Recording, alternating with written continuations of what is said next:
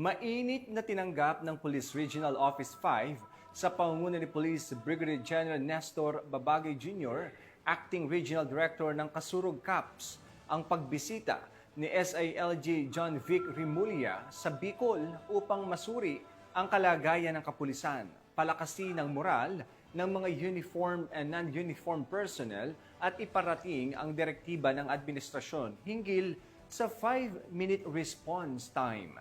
Nakibalita dyan si Patrolwoman Geraldine Luterte.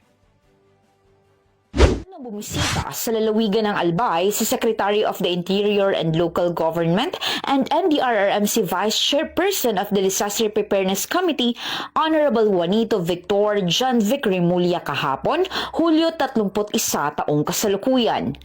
Mainit siyang sinalubong ng Police Regional Office 5 sa pangunguna ni Police Brigadier General Nestor C. Babagay Jr., Acting Regional Director sa pamamagitan ng Arrival Honors sa Camp Brigadier General Simeon A. Ola, Legazpi City, Albay. Pagkatapos nito ay nagkaroon ng conference ang mga Regional Director ng Tri-Bureau, DILG at NAPOLCOM. Ipinahayag ni Secretary Rimulya ang paghanga sa mga programa ng Kasurug CAPS patungkol sa anti-criminality at peacekeeping efforts na siyang nagdulot ng mataas na public trust rating. Ibinahagi niya rin ang mga plano ng ating pamahalaan upang mas masuportahan ang implementasyon ng 5-minute response time sa 911. Sa kabilang dako, iprinesenta naman ng lokal na gobyerno ng lalawigan ng Albay at iba pang government response units ang mga modernong kagamitan at kahandaan ng lalawigan sa mga sakuna. Kaugnay nito, pinuri ni Secretary Rimulya ang Albay pagdating sa paghahanda at pagtugon sa mga natural na kalamidad na kadalasang nangyayari sa nabanggit na probinsya. As much as I want to teach and help, I came here to learn. So, pinag-aralan ko disaster risk reduction program na Albay. It is the best in the country. And we're going to make institutional changes around the country and using Albay as a model.